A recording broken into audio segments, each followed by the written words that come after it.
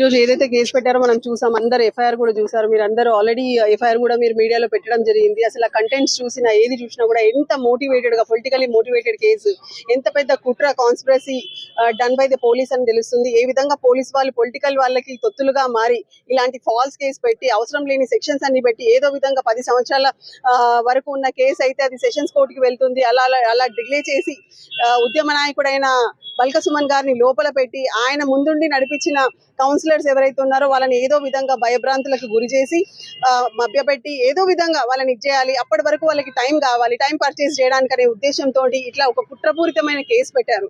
So ఆ కేసులో ఏదైతే కంటెంట్స్ చూసినా ఏది చూసినా కూడా ఏ విధంగా కూడా అప్లికబుల్ అవ్వట్లేదు.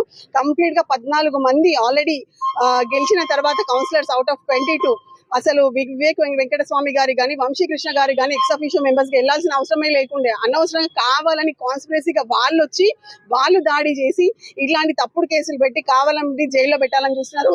న్యాయ వ్యవస్థని కూడా వాళ్ళ పొలిటికల్ మోటివేట్స్ ఏవైతే ఉన్నాయో దానికి యూజ్ చేయాలని చూస్తున్నారు. కానీ ఎప్పటికీ కూడా న్యాయ వ్యవస్థ ముందు వాళ్ళ ఆటలు చెల్లవు, అట్లాంటిది జరగదు. న్యాయ వ్యవస్థ ఖచ్చితంగా ఈ విషయాన్ని సీరియస్ గా తీసుకుంటారు. మంచి ఆర్డర్స్ వస్తాయి. ఆల్రెడీ చాలా డీటెయిల్డ్ ఆర్గ్యుమెంట్ జరిగింది. వాళ్ళు ఏదైతే ఒక 7 విషయాలను ఎందుకు కస్టడీ కావాలని ఒక 7 విషయాలను వాళ్ళు చెప్పడం జరిగింది.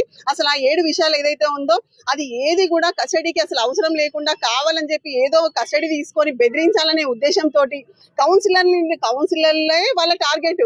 ఇక్కడ బల్క సుమన్ గారిని ఇలా చేస్తున్నారు అంటే అది రీజన్ మొత్తం ఏంటంటే వాళ్ళకి సఫిషియెంట్ టైం దొరకాలి, మంచిర్యాల మున్సిపాలిటీని చేజిక్చుకోవాలనే ఒక దురుద్దేశం.